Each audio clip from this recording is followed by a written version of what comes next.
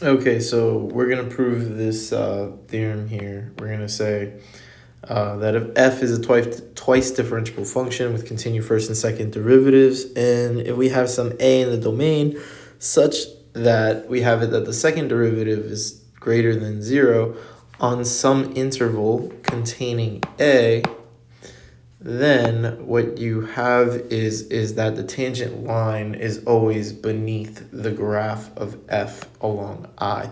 So I drew a picture of what this basically looks like. So here you have this curve, and it's the second derivative is positive all on this interval I. So this is I from here to here is I. A is in I, so here's A. And basically what we need to show is that if I have some other b right here, right, inside that interval I, we need to have it that f of b is greater than the value of the tangent. So this is the tangent line, this line that I'm outlining. And we need to show that this value right here is going to be underneath f of b. So the first thing that I want to do is I want to write what the equation of this tangent line is.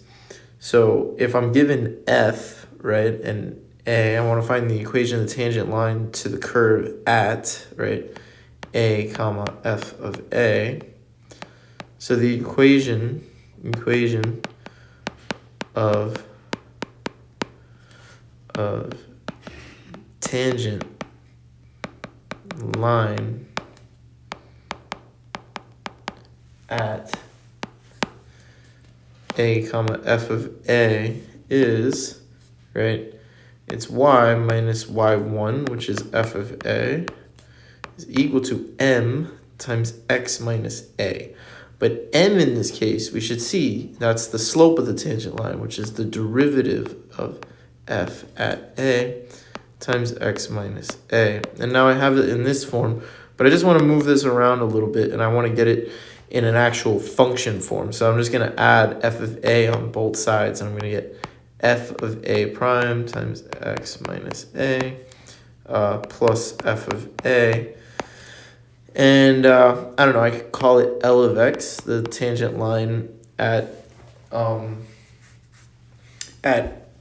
or a comma f of a, right? It's this line, so let's just relate these two. Let's make sure we see that this line right here, its equation is right here, right? That's the equation for this line because it's the tangent line at that point.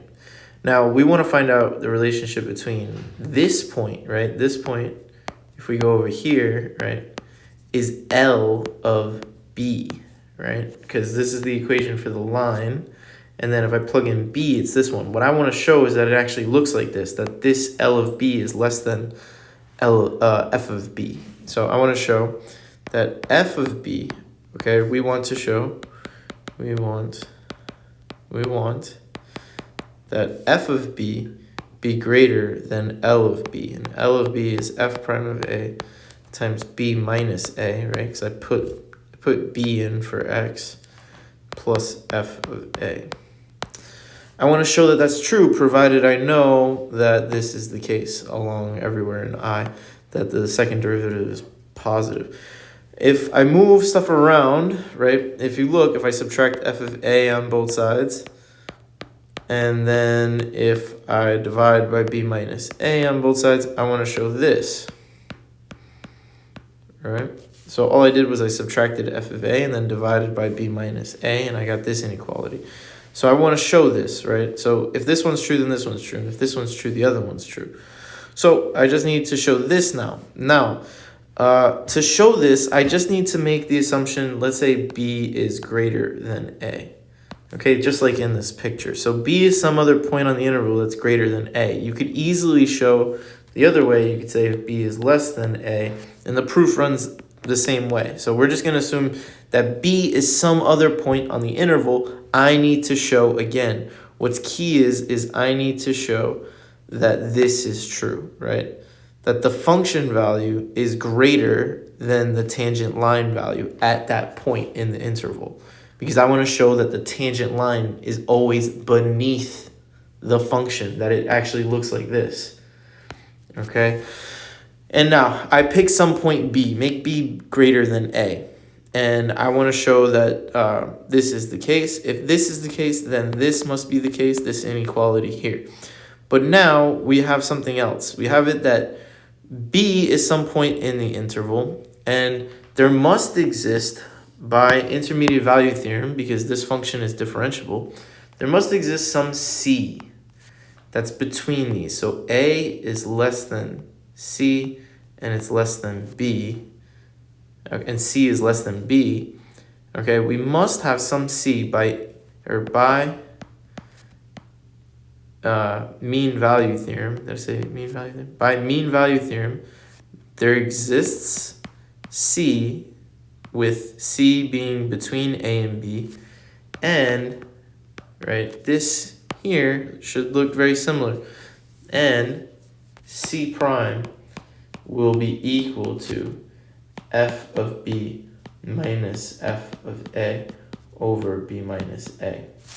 That must exist by mean value theorem. So then therefore I have that f prime of C is greater than f prime of A.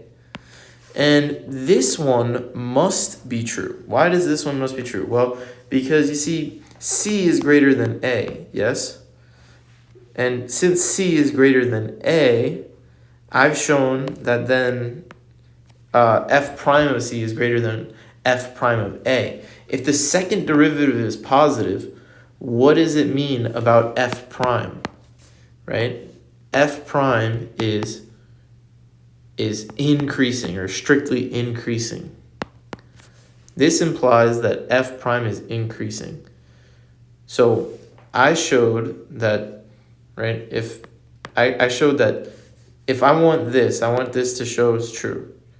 I showed that if this is true, then this is true, then this is true. And we know this one's true. If this is true, then I can get this one.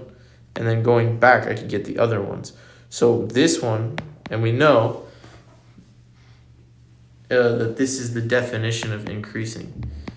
Definition of increasing, since f double prime is greater than 0. And we know that f is increasing, and that's the general idea. We know that this last statement is true because f prime is strictly increasing. And that's the whole idea. Look, if it's true, right? So let's run it backwards, because it's a little weird that we say we want this, right? We want to show this, and I run through this argument. So let's see. If I have some B greater than A, so I pick some B greater than A that's on the interval. Okay, I know that there must exist some C between these two, such that f prime, it must be the case that, yeah, so if it's the case, I write this expression. This, by intermediate value theorem, must be equal to some f prime of C. Some C is in between these two, where these two things are equal. Now, this being the case, right, this f prime of C must be greater than f prime of A, because we know that f double prime is positive. So f prime is increasing. So I have it that A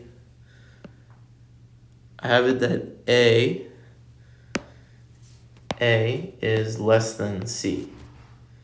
Therefore, right, A is less than C. So since f prime is increasing, f prime of A must be less than f prime of C, by definition of increasing. Okay, but then now this C here, right, was specifically chosen so that way I'd get this. So I would get that this is true, that f of B minus f of A over B minus A. And then I rearrange this so that way it shows that f of B is guaranteed to be greater than the tangent line, because I could rearrange this inequality into this one. And this is the one that I care about. This is the one that shows that this value right here is beneath this value right here. And that's the idea. And the proof for the other way, if we said that this is less than 0, right, that then the tangent lines are on top, is extremely similar.